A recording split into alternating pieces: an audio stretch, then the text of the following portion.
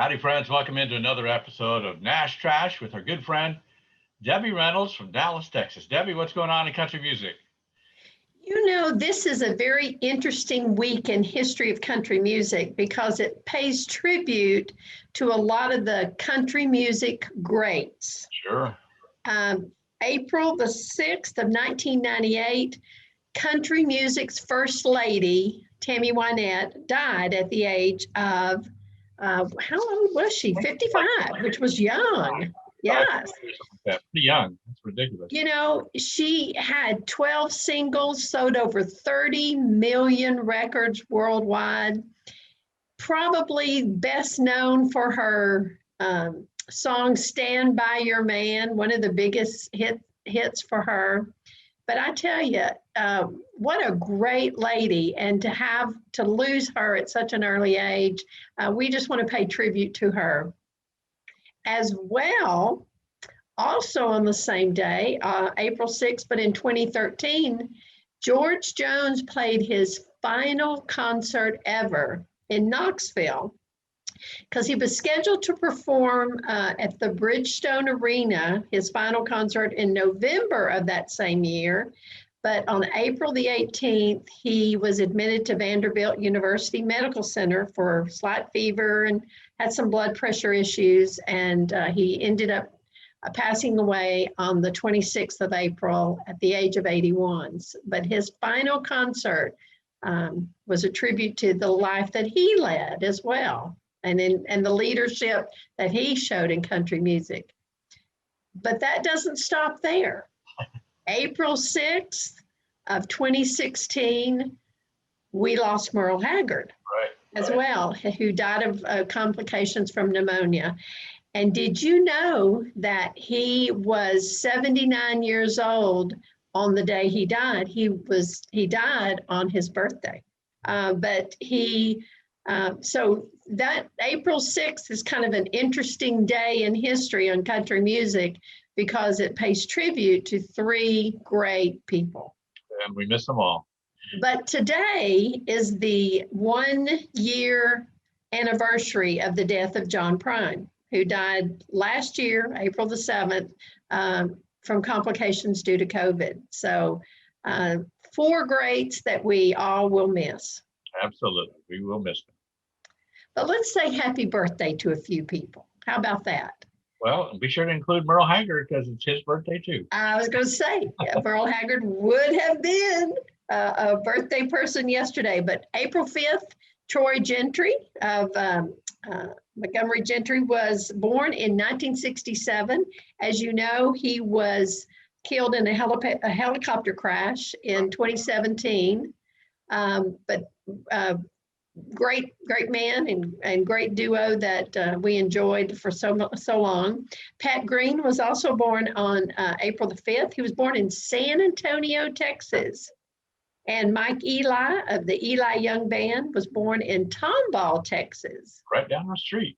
Right down the street. Yeah, I know. Happy birthday to Bobby Bayer, was born on April the 7th in 1935.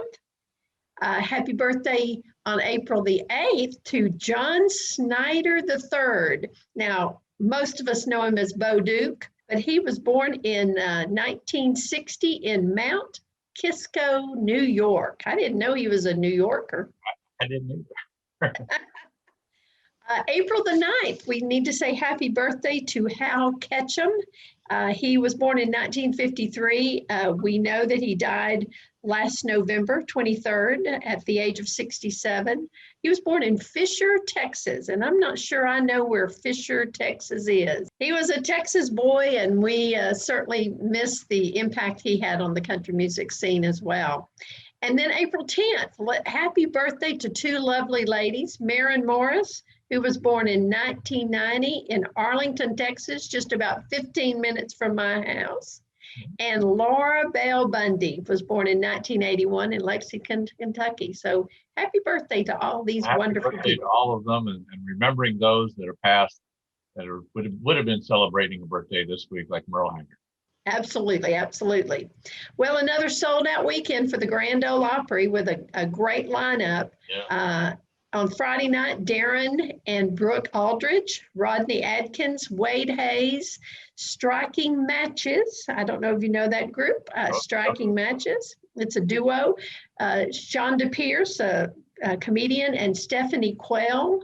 And then Saturday night is also leading off again, Darren and Brooke Aldridge, Zach Bryan, Jordan Davis, Carly Pierce, Runaway June, which is a great group, and Aaron Weber. So good weekend to enjoy the Opry if you have tickets.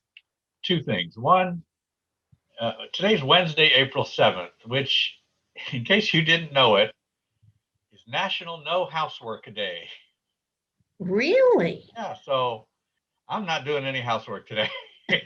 That's going to be my excuse when she walks in the door and said, "How come you didn't do the dishes?" It's going to be my excuse. Yeah, you can say, because they said I didn't have to. That's right. And also on Monday, the Tennessee State Legislature added another state song. What does that put them up to? About 12 or 11? I think about 12. Yeah, this one is a very specific one. It's Amazing Grace, which was written by John Newton back in the 1760s. And a lot of people have recorded it. But this is the Dolly Parton version. Whoa. Dolly Parton's version of Amazing Grace passed the Tennessee State Legislature on Monday by a vote of 91-1. Don't know who that person was. Well, somebody better have a talking to that guy. I guess so. But anyway, so they've got a new Tennessee State song, Amazing Grace, but the Amazing Grace Dolly Parton version. Well, Debbie, let's check out the number ones for this week that are over the years. In 1972, on April 5th, Freddie Hart and the Heartbeats. Remember them? I do remember them. Yeah, a great song called My Hang Up Is You. And then in 2000, a song that made a huge impact in country music, Toby Keith, on April 5th, 2000, was number one with How Do You Like Me Now? How do you like me now? That was a really good rowdy song. On April 6th, in 1974, Charlie Rich with a very special love song. On April 7th, and this is going back to 1970, and to be honest, I don't remember this group. As a duo, husband and wife team, Jack Blanchard and Misty Morgan, and they had a song called the Tennessee Birdwalk. I'm going to have to go look that up. I don't remember that. And I was playing music back in the 70s. You think I would have remembered that one. But on April 8th in 1946, Al Dexter and his Troopers had the Guitar Polka. They were number one. In 1979, it was Anne Murray with I Just Fall in Love Again. And in 1982, our friends, the Oak Ridge Boys, were number one with Hard Rock, Bottom of Your Heart. And then on April 10th in 1993, Reba McEntire was supposed to record this song with Kenny Rogers. Kenny wasn't available, so they grabbed Vince Gill and they took The Heart Won't Lie all the way to number one. And I'm sure Kenny Rogers is going, man, why couldn't I have done that? Absolutely. Would have had another number one. And you know that polka song had to have a good accordion player in there. I bet it did. We'll have to look those up. Now, here's your choices. 1954, 64, 74, 84, 94, 04, or 14. Let's go with 74. 74, April 7th, 1974, Charlie Rich with a very special love song. Oh, that's a great song. That was a great song. Let's check out some concert dates coming up. Kevin Fowler, we don't talk about him too much. We need to be sure to include him once in a while. Friday, April 9th, he's going to be at Brewster's Ice House in Corpus Christi. On the 10th, he's going to be at the Poteet Strawberry Festival in Poteet, Texas. And on April 17th, he's going to be at John T. Flores Country Store in Helotes. Kyle Park's going to be right down the street on Saturday, April 10th at the Montgomery County Fair, right here in Conroe. And Aaron Watson is going to be at Wild West on the 16th in Cedar Park, and Bonita Hall in Nacogdoches on the 17th. And then very special day up at the Copeland Dance Hall on April 10th. It's Merle Haggard birthday party. And Noel Haggard, one of his kids, is going to be performing. So that'd be a great show to go to. April 16th, our buddy John Stork and Gabe Garcia are going to be there. On April 9th and 10th at Green Hall, it's going to be William Clark Green on both nights. At the Do-Si-Do Barbecue which is on Research Forest in the Woodlands. On Saturday, April 10th, our buddy Tom Shepard. And on Thursday, April 15th, at the Big Barn, it's going to be Mark Jones is going to open. He's a local country music artist, and the headliners that night are going to be the Bellamy Brothers. And here's a place that we haven't talked about before. I've been to shows there, and it's one, the food is really, really good. It's Johnny's Steakhouse and Barbecue in Salado, Texas. Ooh. I saw Aaron Watson there one night. On April 16th, they've got Clay Walker. On May 8th, they've got Sammy Kershaw. And on May 22nd, they've got the Oak Ridge Boys. And I've already checked with the wife to see if she can go. I'm thinking of driving to Salado. You know what? That's a nice little drive, and it'll be a great concert. It's a really nice place. They've got a big outdoor arena, and like I said, the steaks are really good. so go early, get a steak, and then go enjoy the show. And so what else is going on in country music this week? Well, for those of you who missed the Sunday morning Carrie Underwood, My Savior concert at the Ryman, they missed an experience that I do not think can ever be matched. It was, the only word I can think of is amazing. It was amazing vocals, amazing musicians, amazing Carrie Underwood. It was just out of this world. I have never experienced anything like that in a concert, and it was amazing. Do you know if it's still available? It was available for 48 hours, so the full concert you could see up to Tuesday around noon, and then now on YouTube and Carrie Underwood's Facebook page, you can see the songs. You can't see the entire concert, but you can catch her singing the little snippets of the songs. So you pretty much can watch the whole concert. But it was beautiful. It was breathtaking. I just can't imagine anyone wanting to miss it. And they raised over $102,000 for Save the Children just during the concert. So good for them, and that's really high praise coming from Debbie Reynolds. I tell you, this is the show you wish you had seen, and unfortunately I did not see it. I was busy all day on Easter, and yeah, I had a big note in my kitchen that just said Carrie Underwood. So I got up Monday morning first thing before I did anything. I turned it on and sat here watching it. She was, she's the real deal, and it was very good. But we are just really about 10 or 11 days away from the ACM Awards show. And so this week they announced some of the artists that will perform during the show. And as you know, it's going to be from the Grand Ole Opry House or the Ryman Auditorium or the Bluebird Cafe. And our host, of course, Keith Urban and Mickey Guyton, they both will perform. But listen to this, some of these people. I mean, Kelsey Ballerini, Dierks Bentley, Lee Brice, Brothers Osborne, Kane Brown, Luke Bryan, Kenny Chesney. There's about, like I said, 25 different artists.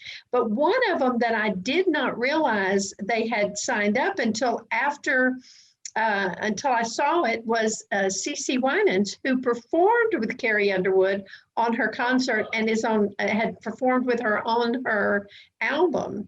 And also the War and Treaty, which is a husband-wife duo that has won a couple of awards over the last year. So great lineup of performers. You just cannot miss the ACMs on April 18th. Well, we'll be sure to be tuning in for that. I missed Carrie Underwood. I wish. Yes, I'm sorry. I will make you feel really bad about it.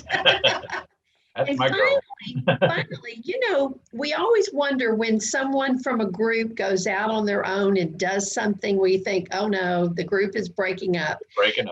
But Florida Georgia Line always said last year that, they were probably they're always going to stay together, but they're probably going to do some separate things. So when Tyler Hubbard came out with his collaboration with Tim McGraw, we kept thinking, okay, what's happening? Well, Brian Kelly isn't waiting either, and he will release BK's Wave Pack on April the 13th, and it contains 4 songs, all with a beach theme, and he's calling it his beach cowboy music.